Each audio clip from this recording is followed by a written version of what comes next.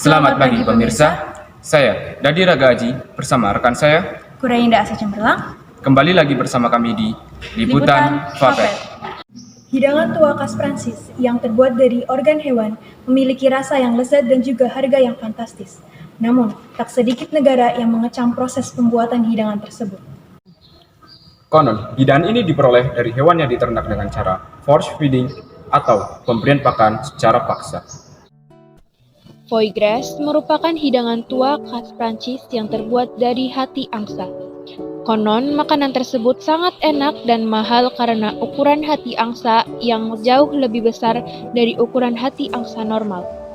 Namun sayangnya, untuk menghasilkan hati yang diinginkan, angsa tersebut harus dijejali pakan yang melebihi kebiasaan konsumsi hewan tersebut, sehingga membuat hati angsa atau bebek tersebut menjadi membengkak dan menjadi penyakit. Dalam hal ini, kita dihadapkan pada dua situasi. Pertama, makanan tersebut merupakan makanan yang enak dan dibuat untuk memenuhi hasrat konsumsi manusia, serta merupakan warisan kuliner. Kedua, aspek etika terhadap kondisi hewan tersebut. Bagaimana Islam dan ilmu kepeternakan memandang kasus tersebut? Hati angsa yang biasanya memiliki jaringan yang halus, ungu tua, dan terbungkus dalam kapsul fibrosa yang kuat, menjadi berubah warna, pucat, dan rapuh. Hati yang tumbuh begitu besar pada angsa akan memadati organ lain yang menyebabkan sesak napas. Sehingga hati sangat berat, menyebabkan stres yang menyakitkan, cedera, dan pembengkakan pada kaki dan tungkai. Pada proses pemberian pakan, seringkali kerongkongan mengalami luka karena saluran pipa yang berbahan metal masuk ke dalam mulut hingga lambung. Selain itu, sayap juga membentuk luka. Luka itu dapat menyebabkan kepincangan karena angsa seringkali terpaksa menggunakan sayapnya untuk membantu menopang berat badannya yang besar. Maka dari itu, angsa menjadi tidak seimbang sehingga menyebabkan penampilan bulu yang aus, compang-camping, dan kotor. Angsa atau bebek yang diberi makan dengan cara dicekokkan secara paksa dapat menyebabkan penyakit dalam hatinya, yaitu lipidosis hepatik. Hal ini tentu saja sangatlah menyiksa unggas-unggas tersebut, sehingga dapat menyebabkan gangguan-gangguan seperti gangguan kejiwaan serta gangguan-gangguan kesehatan lainnya.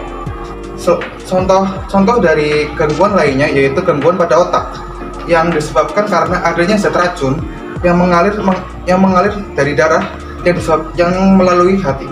Pada awalnya, proses pemberian pakan pada angsa yaitu dengan menggunakan biji jagung non-giling yang dimasak sedang. Akan tetapi, karena kebutuhan yang tinggi mengharuskan prosesnya pun harus dipercepat. Oleh karena itu, produsen Prancis membawa konsep baru dari Israel dengan menggunakan sebuah perangkat atau alat yang bernama dispenser pneumatik, yaitu sebuah perangkat yang dapat memberikan diet bubur jagung dicampur dengan air dengan kecepatan tinggi. Metode ini diadopsi dalam waktu yang singkat dan perubahan drastis telah diamati ketika praktek lapar. Kondisi pemeliharaan juga dimodifikasi. Selama periode yang sama, angsa ditempatkan di kandang individu, bukan di kandang bersama. Selama periode menjajalkan makanan tersebut, perubahan praktis ini bersama-sama berkontribusi untuk meningkatkan produktivitas. Hingga 400 ekor angsa dicekok makan paksa oleh satu orang per jam. Beberapa waktu kemudian terjadilah perkembangan di mana konsep umum pengiriman makanan dipertahankan, tetapi ditingkatkan dengan menggunakan dispenser hidrolik, di mana dispenser ini jauh lebih kuat daripada dispenser pneumatik. Keuntungan dari dispenser ini yaitu menggabungkan tertentu jumlah biji jagung utuh mentah ke dalam campuran. Ini penting untuk angsa karena mereka dapat memperoleh nilai maksimal dari jagung ketika dimasukkan ke dalam makanan dalam bentuk tumbuk. Dalam hadis qudsi tersebut, bahwasannya Allah mengharamkan bagi hamba-hambanya untuk melakukan sikap kezaliman dan berlebih-lebihan di muka bumi ini. Jadi, pemberian pakan pada angsa dalam proses pembuatan fat liver yang nantinya akan diolah menjadi foie gras merupakan suatu hal yang berlebih-lebihan dan penganiayaan, dan Islam sangat melarang perbuatan tersebut. Manusia sebagai konsumen tentu memiliki keinginan untuk mencapai sebuah kepuasan.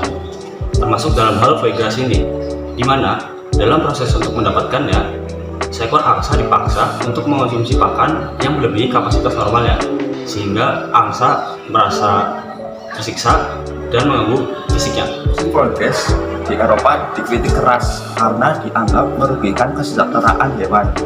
Namun hingga saat ini tidak ada data ilmiah yang dapat membuktikan hal tersebut.